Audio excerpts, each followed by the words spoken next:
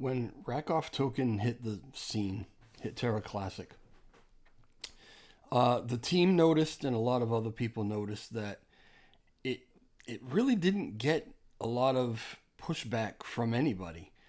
The various factions that we talk about all the time on Terra Classic, who clash over everything they can possibly clash over, didn't seem to have a problem with Rackoff token. Now maybe that was because they didn't think much of it. It was a meme coin being built on the Terra Classic chain, and possibly people didn't think that it was going to go anywhere. That it was just another fly by night thing that was gonna disappear. But little by little, started gaining some traction. We started learning who was behind the project.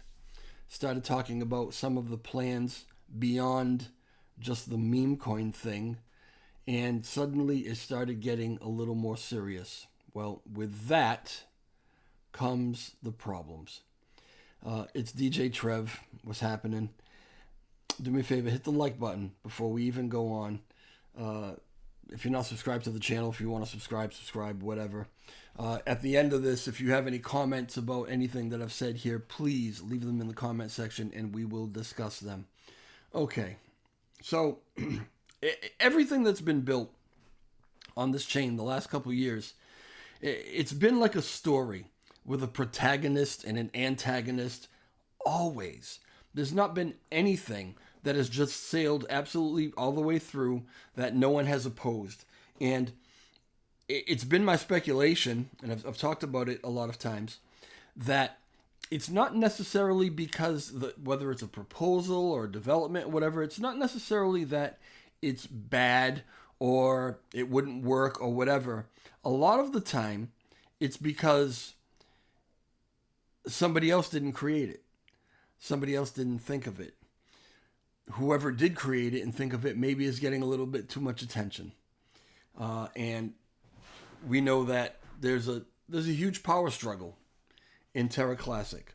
And I've talked about this a million times, when the fork happened and all of a sudden we went from being Luna to being Terra Classic, being Lunk, it was a void, right? And that void was like a vacuum that sucked in all of these factions that began to form, that saw an opportunity to try to take control of a chain with an awful lot of potential, that had a lot of sentiment behind it, that had a lot of enthusiasm for rebuilding it.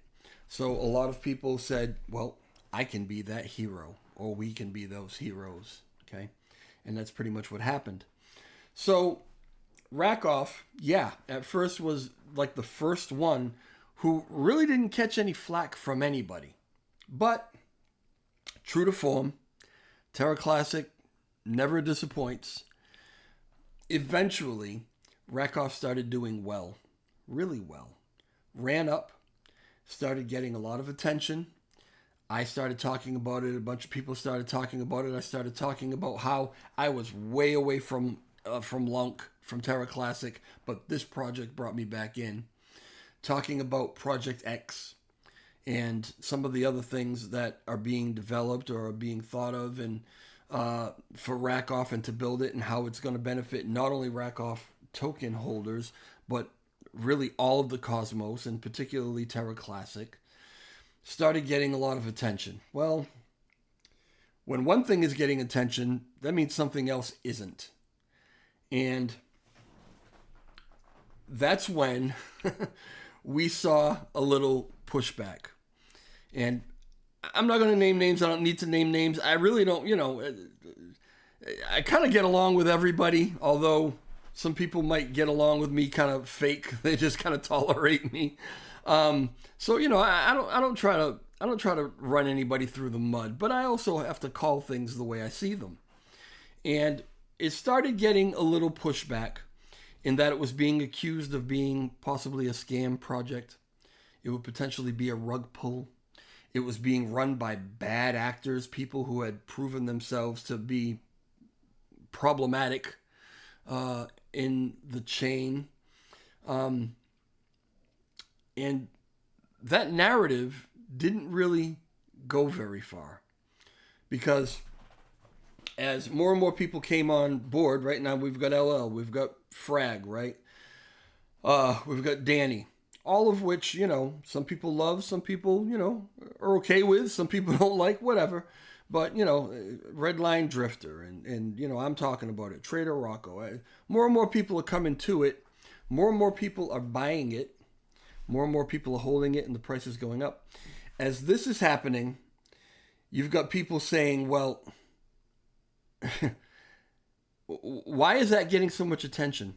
Why is it being billed as the project that could potentially save Terra Classic or bring it back to life or do all these fantastic things for it, when I've been here for 2 years since the beginning building? I've made a lot of things. I've done all kind of stuff for Terra Classic, and all that being true, by the way, not taking any of that away.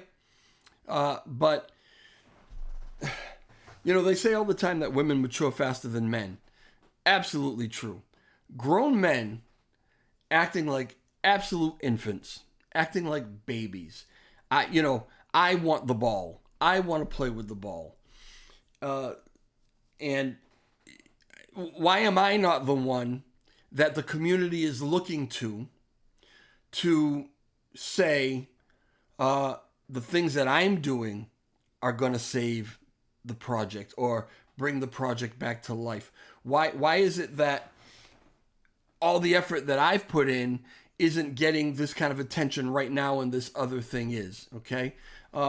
It reminds me very much of this particular clip from, you can see the poster back on my wall, The Labyrinth, when David Bowie said this: "Just fear me, love me, do as I say, and I will be your slave."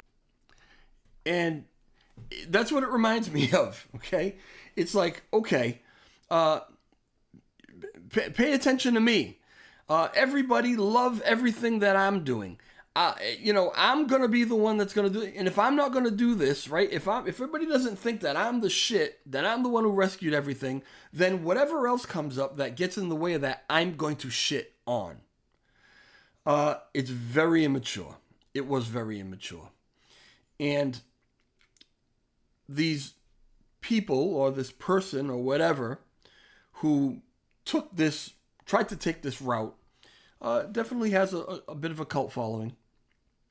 And they will defend their cult leader as well as they can. And so there have been some things that I saw today on X, on Twitter, which made some accusations that made me say, okay, what is that? Because I am not for any project, as much as I like this project, like everybody who's involved, I'm not, ever going to be like, oh, I'm just going to positively spin everything, not pay attention to any potential negatives. I'm going to stay away from all that. That's not me at all. I love it to death, but if there's something that's shady that's going on, I want to know, and I think that you should know. Okay? So when these questions came up, I paid attention to it. Well, it didn't take basically the accusation was that there was a particular wallet that held like 5 billion rack off and had been selling off quite a bit. But the accusation was that this rack off was never bought. It just kind of appeared in this wallet. So it was assumed that this was a dev wallet or a creator wallet. And the question that was posed with the accusation along with it is, if this is such a great project, well then how come the devs and the creators are dumping it like crazy, right?